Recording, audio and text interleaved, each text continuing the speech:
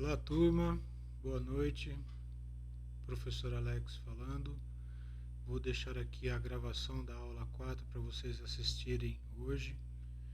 E finalizando aí já o primeiro capítulo do livro que eu estou utilizando para a gente falar sobre perícia contábil, ok?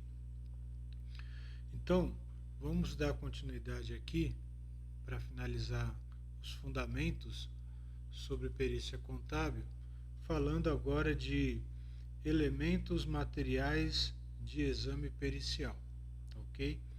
O que nós temos aí? Servem, de base para os laudos periciais todo e qualquer elemento que ele possa ter capacidade legal, perfeito? E essa capacidade legal, tá? Ela pode estar fundamentada nos livros da empresa, em documentos fiscais e legais, que possam realmente ter veracidade e que possam ser verificados, ok? Além disso, o perito também pode examinar componentes patrimoniais, tá? Componentes patrimoniais concretos, como por exemplo dinheiro, títulos, mercadorias, bens imóveis, veículos, tá?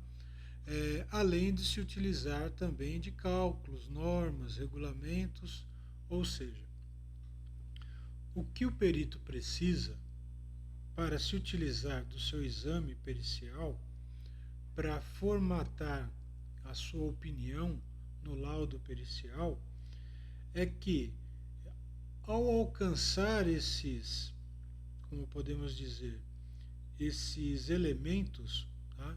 Esses elementos precisam também ter reconhecimento legal perante a lei. Tá? Não adianta levantar um documento ou levantar um elemento que ele não tenha reconhecimento legal. Ok?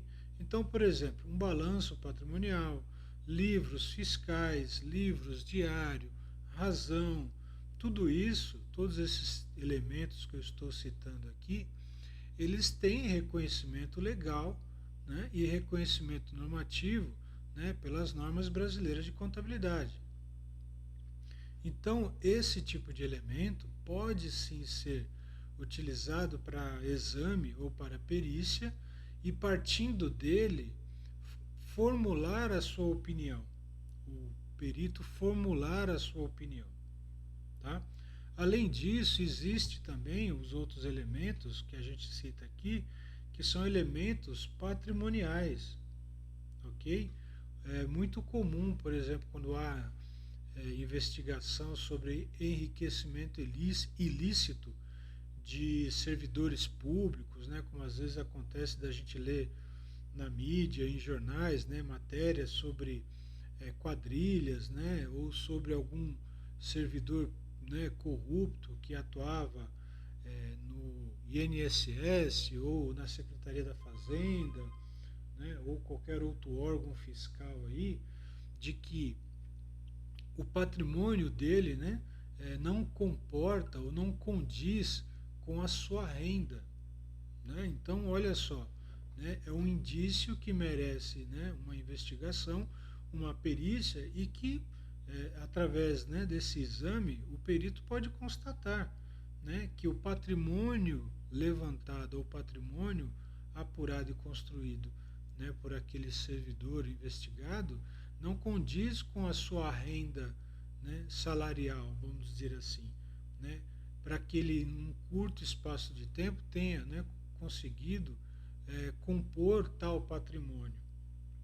Ok? Então, esses elementos, esses componentes que a gente determina que se determina como patrimoniais concretos, também podem ser alvo de exame da perícia contábil.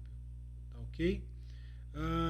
Então, o que nós temos aí? Nós temos que se atentar que o perito ele pode valer-se sim desses elementos materiais, desde que esteja a seu alcance, para que ele conclua a sua opinião. Tá certo? Seguindo então aqui, o perito ele precisa, claro, que além, né, dessas informações ou desses elementos, né, desses documentos, ele precisa realmente ter em mente que isso necessita de uma força probante dos referidos instrumentos, ou seja, que seja realmente, né, composto como uma prova, né, que haja verificação, que haja definição, que haja força como uma prova, ok? Como a gente falou anteriormente, que tais elementos precisam ter reconhecimento legal, tá certo? Precisam ter reconhecimento legal. Por isso que precisa ter essa força probante, né, desses instrumentos, né, ou desses elementos aí, tá certo? Então não basta possuir elementos para verificar, é imprescindível que tenham força probante esses elementos, tá certo? Bom, seguindo aqui os nossos slides aqui, né, e a o nosso material de estudo. Tá? Um outro item que a gente passa a dizer aqui agora é sobre uso do trabalho de terceiros. O que seriam esses terceiros? Podem ser auxiliares, né, e especialistas. Deixa eu corrigir aqui. Né? Já que eu coloquei auxiliares em letra maiúscula, vamos ser justos. E também colocar aí, né, especialistas em letra maiúscula, né? Seguir um certo padrão também aí, tá? Então, o que acontece aí? Pessoal, o perito ele pode terceirizar parte do seu trabalho ou, né, alguma etapa ou fase ou necessidade do seu trabalho que de repente ele não tenha conhecimento, não seja da área dele, né? Como eu já citei para vocês, né, de um conhecido que ele é perito da Receita, mas ele atua na área têxtil, né, ele é engenheiro têxtil. Então, de repente, um perito fazendo uma análise, né, contábil, uma perícia contábil, e essa perícia envolve uma empresa têxtil, e que envolve produção ou que envolve matéria-prima, né, têxtil, e de repente ele não tem capacidade técnica para de repente verificar, né, se for necessário, né, uma averiguação com relação à matéria-prima que foi utilizada para a produção, que depois de repente foi sonegado algum tipo de imposto, se utilizando de algum outro critério para validar aquela matéria-prima, enfim. Só estou ilustrando aqui que ele pode se valer, né, do uso de um especialista ou de auxiliares, ele pode ter uma equipe, né, e fracionar o trabalho, né, cada núcleo ou cada auxiliar, né, da sua equipe, né, que compõe a sua equipe, pode atuar num determinado pedaço ou numa determinada, né, fração ou parte daquela investigação, daquela perícia, tá? O que se faz aí necessário, né, o que a gente chama a atenção, o que, né, se deve chamar a atenção, é que o perito, né, ele não está delegando responsabilidades, tá, e isentando-se, né, da responsabilidade total da sua perícia e principalmente da sua opinião. Não é isso. Ele não pode se valer disso. Imaginemos aqui que eu vou fazer um trabalho, né, uma perícia contábil, só que é um trabalho, vamos dizer assim, de certa forma volumoso, né, extenso, grande. Então eu sozinho não vou conseguir fazer essa perícia. Então eu contrato, né, pontualmente outros contadores, né, que possam me auxiliar nesse trabalho. Perfeito? Só que o fato de eu estar delegando, né, essas atividades, parte desse trabalho para outros profissionais, não quer dizer que eu esteja me isentando da responsabilidade em relação àquele laudo pericial que eu vou opinar, né, que eu vou assinar. Na verdade, o auxiliar, ele é responsabilidade minha, ele é responsabilidade do perito. Então aí que vem a questão, né, que a gente costuma frisar muito é necessário que esses auxiliares especialistas sejam realmente capacitados para tal função, né, que tenham aí, né, como comprovar, né, certificar da sua capacidade, que eles sejam rigorosamente selecionados, tá? Que sejam também de alta confiabilidade. Né? Você não vai colocar um auxiliar que você, não sei, né? Você como a gente poderia ilustrar aqui, você abre lá uma vaga, né, sei lá, em algum portal de recrutamento, faz uma seleção e recruta alguém que você nunca viu na vida, você passou por um processo, isso você já vai confiar 100% nessa pessoa. Né? Isso pode ser feito até para outras finalidades, mas não para a finalidade de uma perícia. Você tem que ter aí, né, confiança nesse profissional, ele já tem que ter aí um certo histórico, né, uma recomendação. De repente você fala, ó, você conhece algum outro perito e ele recomenda alguém que é da confiança dele, né, e você confia nesse colega, né, e você aceita essa recomendação para compor a sua equipe, né, pontualmente, né, para atender aquela demanda pontual. Né? Então tem que ter muito cuidado com isso, porque você não está se isentando quando você delega esse trabalho ou parte desse trabalho para um terceiro ou para um especialista, porque eles são, na verdade, de sua responsabilidade. Né? Você responde por eles, ok? Porque é a sua opinião que vai lavrar lá o laudo. Não é eles que vão assinar junto com você. Você vai assinar sozinho. Né? É o seu nome que vai estar lá. Tá ok? Então tem que ter muito cuidado aí na hora de terceirizar, né, o trabalho ou parte do trabalho, ou ter que compor uma equipe ou contratar um especialista para dar continuidade ou para compor a realização daquela perícia contábil. Tá certo? Tá ok?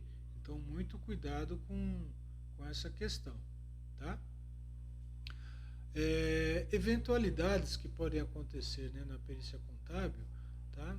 A gente coloca da seguinte maneira: a perícia contábil, ela é uma tarefa requerida, né, e destinada a suprir uma eventualidade. Então, assim, não é algo recorrente, né, como a gente fala com relação à auditoria, por exemplo, né, principalmente a auditoria de empresas que são de capital aberto, empresas de sociedade anônima, que tem, por exemplo, capital, né, negociado, ou tem, né, ações negociadas em bolsa, e que a própria CVM, né, a Comissão de Valores Mobiliários, exige que essas empresas mantenham, né, as suas ações negociadas em bolsa, que sejam auditadas periodicamente, ou seja, a cada 6 meses, que essas empresas necessitam enviar balancetes semestrais para a CVM, esses balancetes precisam estar auditados, né, pelaquela que eles chamam de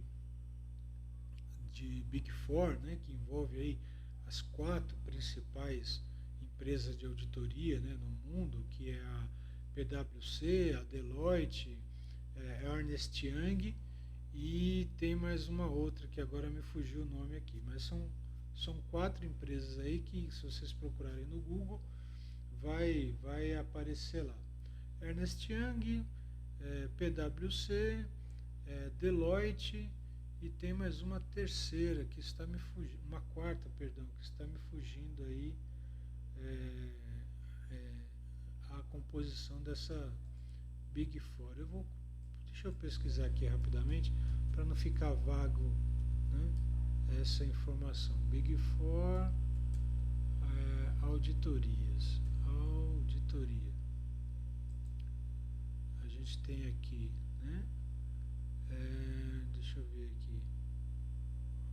KPMG, olha só, meu Deus, trabalhei tanto com a KPMG quando eu trabalhava na Telefônica e acabei me esquecendo. Então são essas, de PwC, Deloitte, Ernst Young e KPMG, tá bom?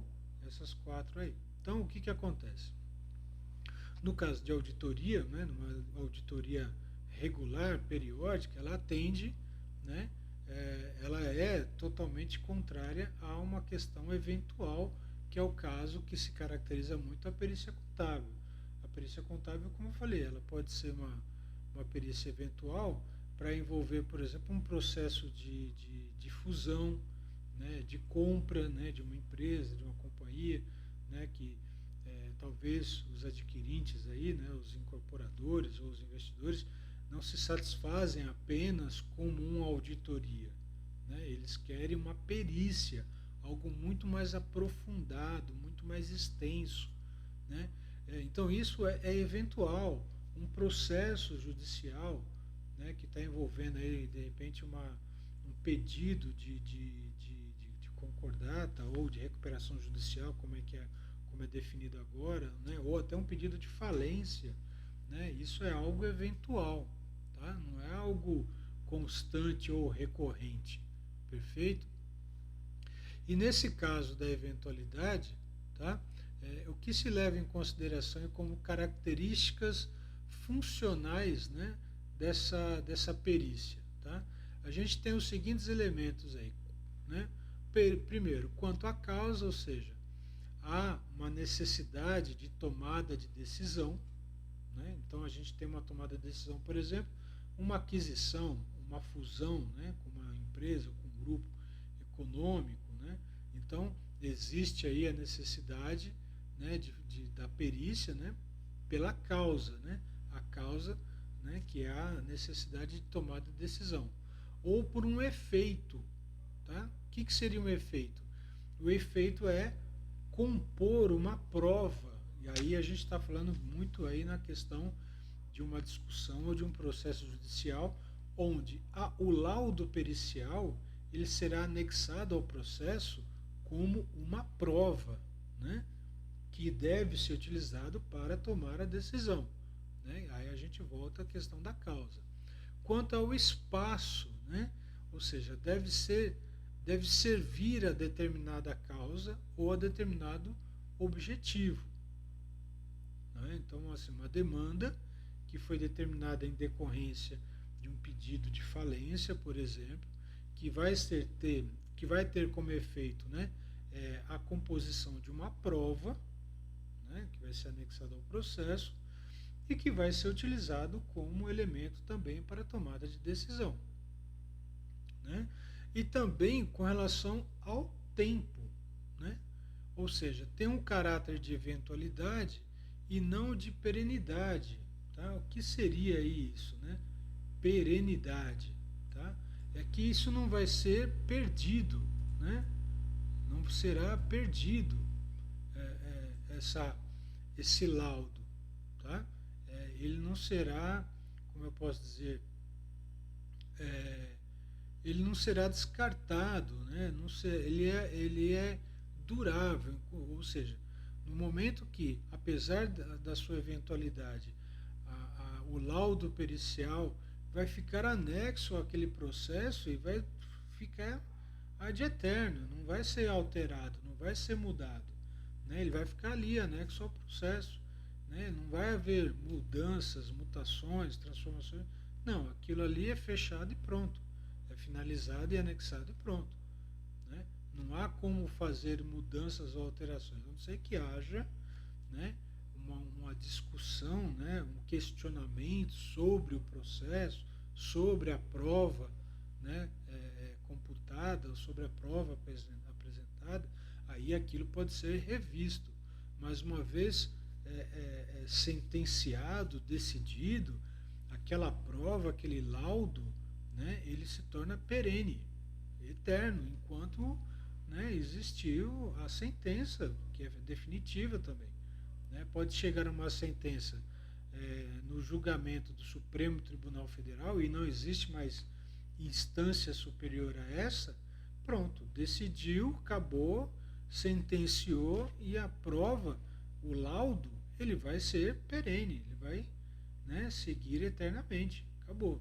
Não tem outra discussão, né? Não tem outro fim, tá? Não tem outra finalidade. Perfeito? Bom, seguindo aqui então, né? Falando agora, que a gente até já tinha pontuado isso, tá? Em aulas anteriores, tá?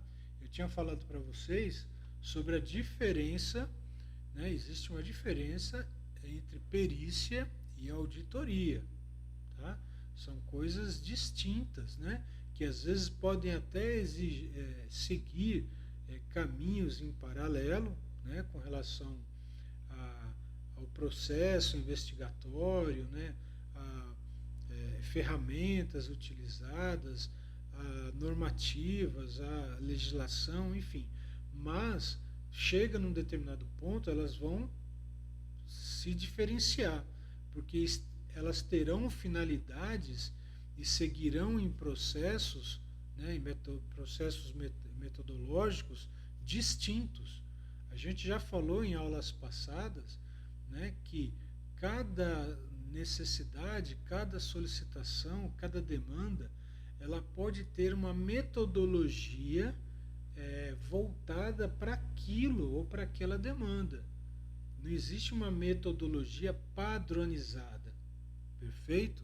Ela pode existir uma metodologia no sentido, olha, o passo a passo, ou o processo, ou o rito que foi utilizado para aquela perícia, tá ok? Para aquela perícia. Então, pode haver, né, essa questão de metodologia, tá? De metodologia designada para aquela perícia em particular, tá? Então, o que nós temos aí? A diferença, né, entre perícia e auditoria, né, como eu falei, não é a mesma coisa. Elas podem variar em relação à sua natureza, né, de causa e efeito, de tempo e espaço. Como a gente falou anteriormente, no slide anterior, da perícia ser algo eventual, né, a auditoria pode ser algo recorrente, né? Periodicamente a empresa necessita fazer auditoria, auditar, né, os seus livros, as suas demonstrações, os seus processos contábeis, por exemplo, para publicar balanço, né, sendo uma empresa de lucro real, né, que declara pelo lucro real, precisa publicar os balanços, esses balanços têm que ser auditados, tá? Tem que constar lá, né, a auditoria, né, o laudo da auditoria, né, declarando que não há ressalvas, né, naquela auditoria que foi feita sobre aquele balanço, sobre o exercício, né, que foi apurado naquele balanço, tá certo? Já a perícia não, a perícia pode ser algo eventual na maioria das vezes, né, em grande maioria das vezes, né? Ela é eventual, não é recorrente, tá? Ela é para atender uma decisão, né, algo decisor, né, um fator decisor de algo que está sendo discutido, que está sendo verificado, enfim, tá ok? Então o que a gente pode dizer aqui é o seguinte, olha, a perícia ela serve a uma época, né, a um questionamento, a uma necessidade, enquanto que a auditoria ela tende a ser uma necessidade constante e ela pode ainda atingir um número muito maior de interessados. Então vejam, enquanto que a perícia ela é designada e ela é demandada, né, em particular por uma necessidade, né, uma demanda, ok? Uma eventualidade, a auditoria não, ela pode ser constante e ela pode atender um número muito maior de interessados, que é o que a gente chama, na verdade, aí, né, dos interessados de stakeholders, né? Então, aquela auditoria que foi feita daquele balanço em determinado exercício pode servir para o banco, pode servir para um fornecedor, pode servir para um cliente, pode servir para o sindicato, pode servir para o próprio corpo de gestão, né, de executivos para tomada de decisão, para definir estratégias, enfim, tem uma série de stakeholders aí, né, que vão se valer dessa auditoria, enquanto que uma perícia não. Uma perícia ela é pontual, ela é eventual, ela atende uma necessidade específica, uma demanda específica, tá certo? Então aí nesse caso, olha só, não existe também um rigor, como a gente falou com relação à metodologia, né, em relação à auditoria. Né? A perícia ela exige um rigor muito maior, né? Muito maior. Né? Não é uma questão que na auditoria acontece de você de você elaborar um laudo, né?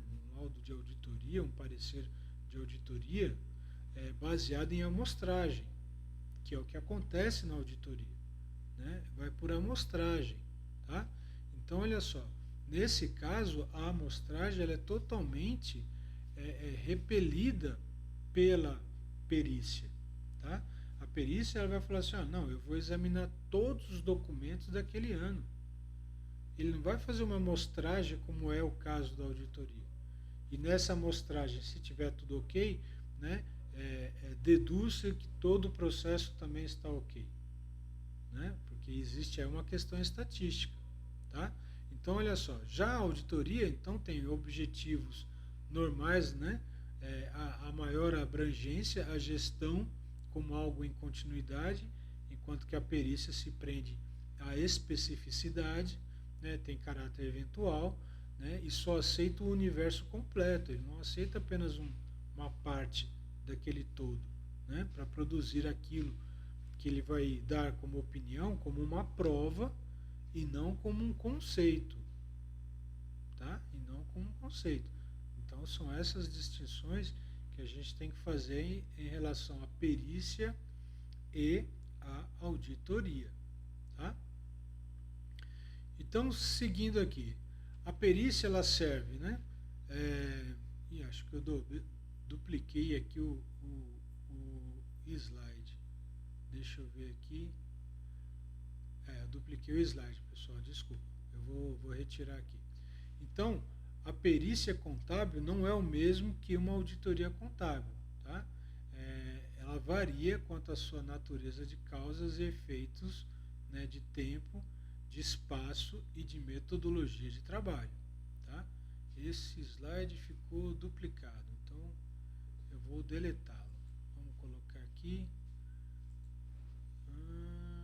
Mostrar aqui. Então, esse aqui está a mais. Correto? Correto. Então vamos lá. É melhor pecar por excesso do que pela falta, né? Imagina se estivesse faltando aqui um slide, né, na nossa aula, né, nesse material aqui. Tá? Então vamos salvar aqui. É bom que a gente faz aqui tudo na hora. Tá? E vamos continuar aqui, né, com a parte de fundamento para a gente encerrar esse capítulo aí, ok? Então o que acontece aí? Olha, a perícia contábil ela pode transformar-se em uma devassa, que é aquilo que eu falei, ela vai pela totalidade, tá? Então ela vai procurar tudo, em todo o universo que está sendo disponibilizado para ela investigar, ela vai buscar por irregularidades ou por indícios, né, que levem a comprovar, né, ou a comprovação de que há irregularidades naquela investigação ou naquela matéria que ela está avaliando. Tá? O que acontece aí? Dentro dessa devassa, né, que até não vamos pensar na cerveja, gente, por favor, hein?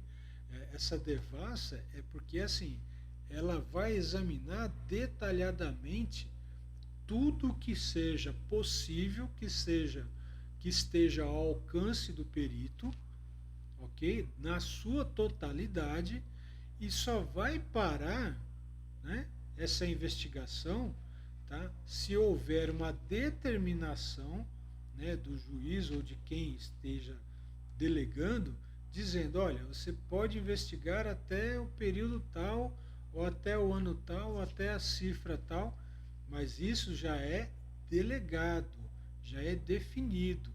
Então, dentro desse universo, o perito vai investigar, vai verificar tudo até o limite que foi demandado. Ou seja, ele vai esgotar tudo em todos os setores da investigação. Tá? Isso é uma característica, né, peculiar da perícia. Né? Ele vai examinar tudo, todo, né, o universo, toda, né, a necessidade, né, de avaliação, né, toda a matéria apresentada, toda a matéria investigada. Diferentemente da auditoria, que é uma amostragem. Tá? Então ela vai investigar tudo. Tá certo? Bom, aí a gente fala agora, né, que é algo também bastante, né, muito pertinente, muito relevante, né, é com relação ao risco, tá, na perícia. Né? A perícia é um trabalho que envolve risco. Né? E qual o risco que a gente já pode, né, antecipadamente citar aí? O risco de fornecer um laudo, né, que possua equívocos ou que esteja, né, com uma opinião equivocada, e isso, né, ser utilizado na tomada de decisão e prejudicar, né, alguma parte interessada, né, lesar aí uma das partes interessadas. Né? Então, olha só, a perícia, como qualquer outro serviço contábil, né, ou qualquer outro serviço, tem margens de risco? Tem. Na perícia, o risco, aliás, é muito mais significativo, como eu falei. Ele pode levar a opinião errônea, equivocada. E olha, imagine isso está sendo anexado a um processo, né, um julgamento, né, uma discussão judicial. Pode gerar aí uma prova falsa e lesar alguém envolvido nessa questão judicial. Né? Pode lesar um terceiro. Então, é até difícil falar isso, mas o perito ele não pode errar. Ele não pode errar. Né? Lembre-se quando a gente falou, né, minutos atrás, aí, alguns slides atrás, de que o perito ele pode delegar parte do seu trabalho ou contratar, né, ou delegar uma atividade a um especialista, pode, mas tem que ser de extrema confiança, né, porque ele não pode errar no seu laudo, tá? Ele não pode correr esse risco. Então, ele precisa se precaver de todos os meios possíveis que estejam ao seu alcance para não cometer nenhum erro, para não apresentar erro, né, no seu laudo. Até porque, olha só o que vai acontecer, o que pode vir a acontecer. Imagina que uma discussão judicial, né, que é o extremo, vamos dizer assim, da perícia, esteja sendo discutido aí, né, como é que eu posso dizer, uma ação, né, um processo, né, avaliado em milhões, né, porque o processo ele tem que ser valorado, né, a causa tem que ser valorada, né, tem que ser atribuído um valor à causa. E pode ser algo assim de milhões, né, não vou nem falar bilhões, mas de milhões. E aí o que acontece? O perito ele vai lá e emite um laudo, e emite um laudo errado, né? Dá uma opinião equivocada e pode prejudicar aí, na verdade, alguém que estaria, né, na dependência daquela decisão favorável. Né? Então pode de repente levar aí uma empresa à falência, né? Ou qualquer que seja aí a decisão ou a implicação disso. Tá? O que vai acontecer com o perito? Ele também vai ficar com a sua reputação arranhada, né? Vai ficar arranhada. Ó, perdeu porque o perito, né, errou, né?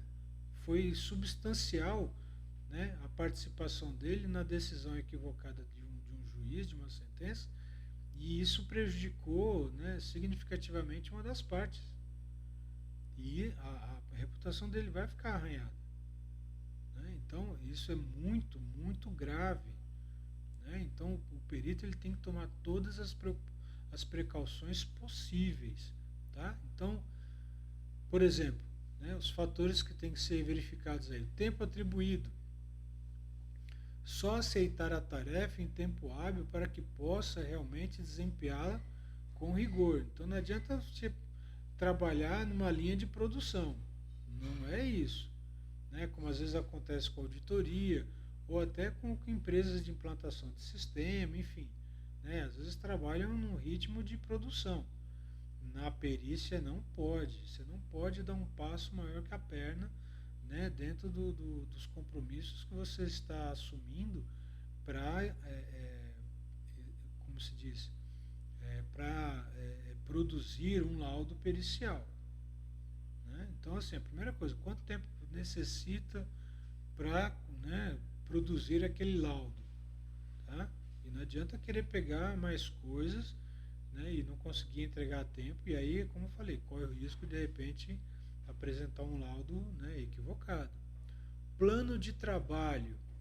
Tem que elaborar um plano de trabalho amplo, competente, né, para que a execução da perícia, né, se utilize dos melhores critérios para desempenhar o trabalho.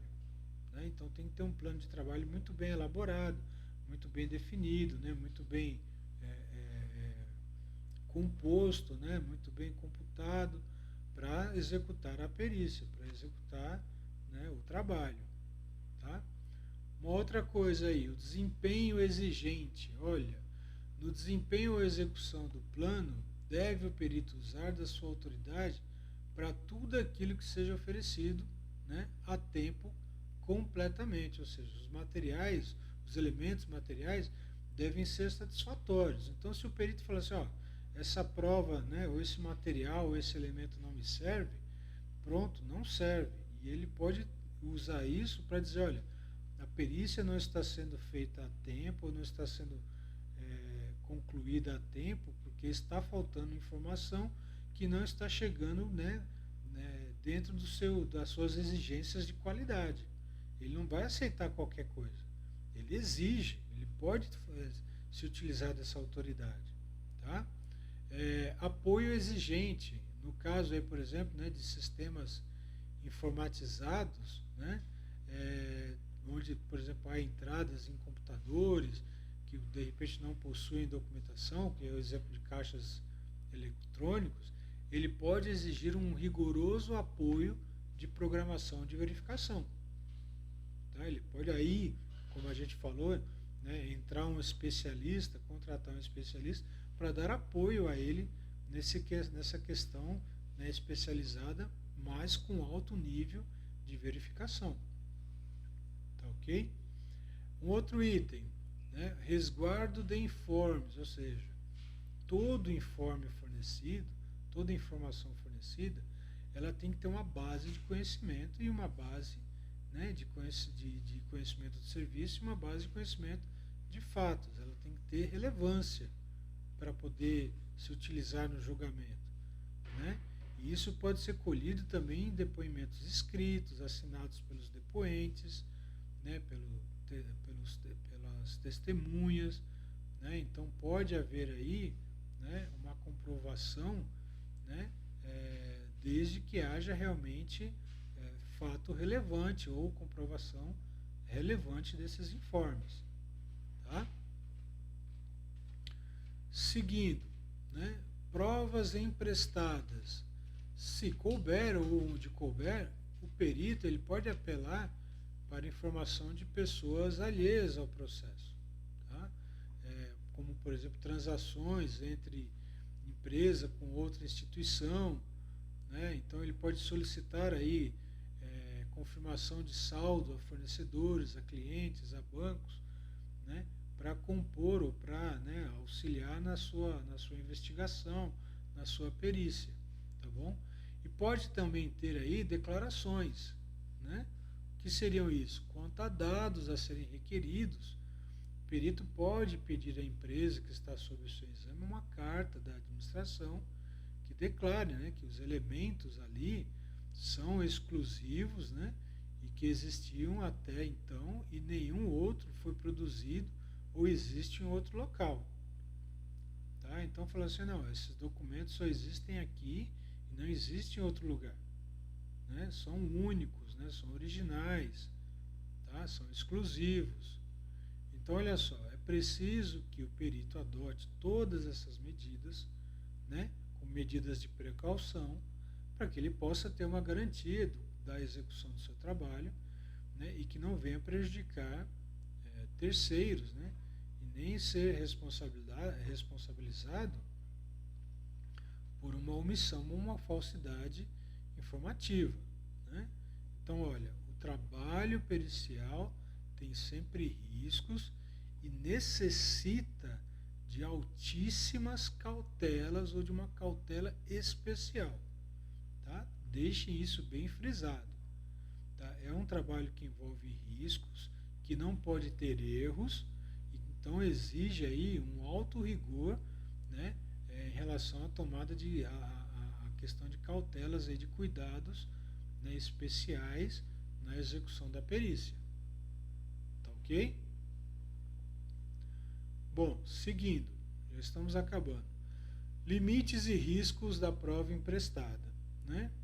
Dados fornecidos por terceiros, né, relevantes como prova, podem ser acolhidos, né, acolhidos com restrições, ou até mesmo não aceitos. Tá?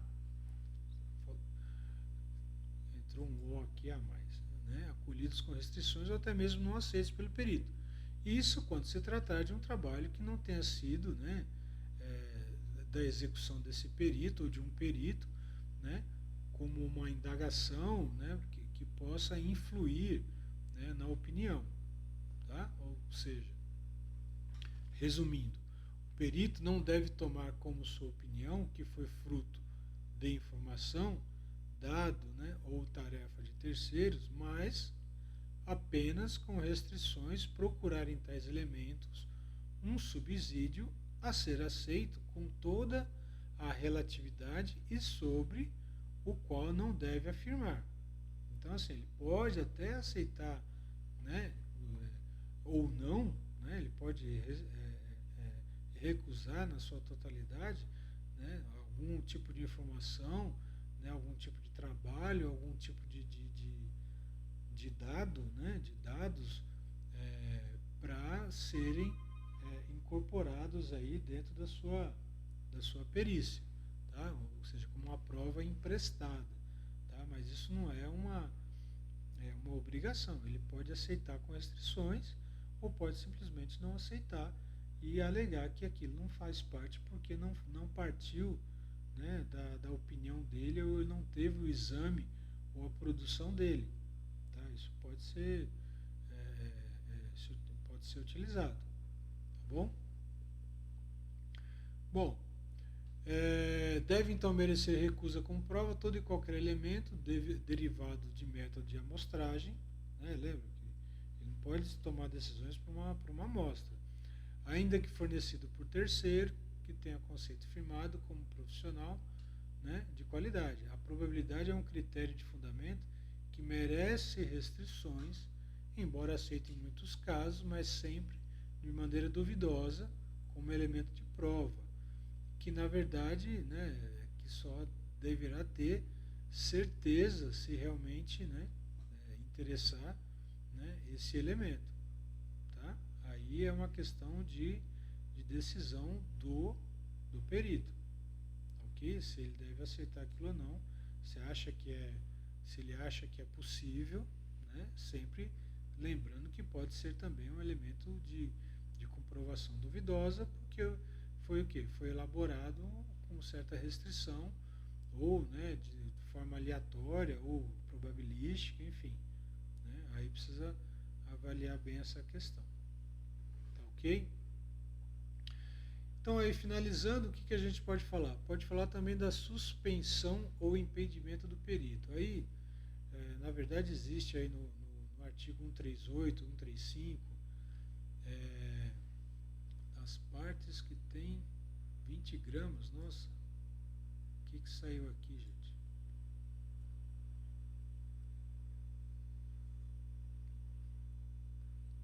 As partes que tem pontuações,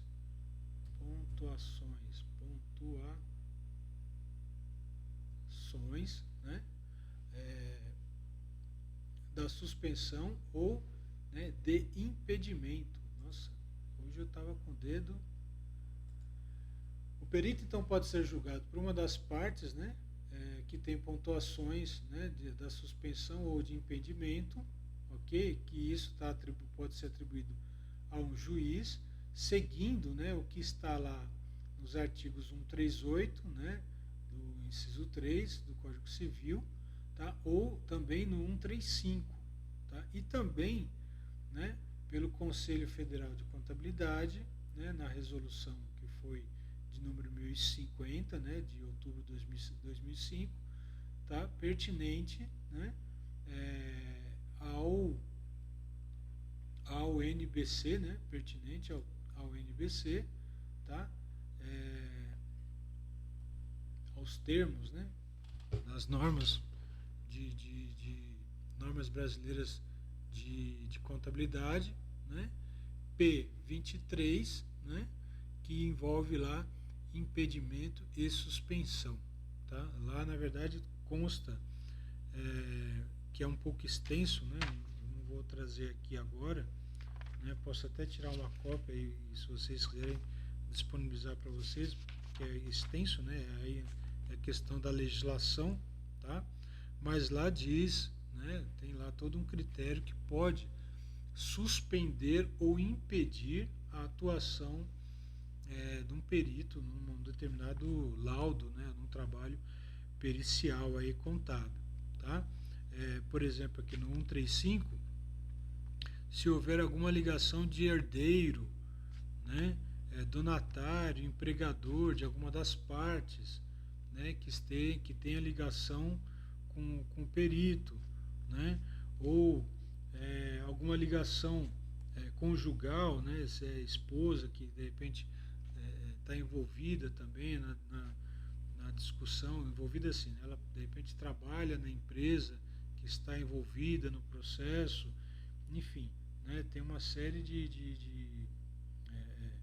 questões aí que podem fazer com que o perito, né, não possa executar, né, o trabalho ou que seja suspenso, né, ou indeferido o seu laudo aí, tá certo? Bom, finalizando aqui então, estou deixando esse vídeo, né, como a aula de hoje para vocês assistirem e aí na próxima aula a gente já entra com o próximo capítulo, né, onde a gente vai falar aí agora de plano de trabalho, né, enfim, a gente vai seguir com outros temas aí, os laudos periciais, né, que a gente já vai engatar basicamente para a V2, tá, como material de estudo para a V2. Tá ok, turma? Então é isso, né, espero que façam bom proveito aí desse material, desse vídeo, né, desses estudos, e mais para frente vamos ver se a gente consegue colocar aí mais de uma atividade, né, para a gente compor a nota aí para a unidade 2. Tá ok? Então fico por aqui, agradeço a todos aí a atenção e a gente se vê na próxima aula. Tá certo? Obrigado e até a próxima. Tchau.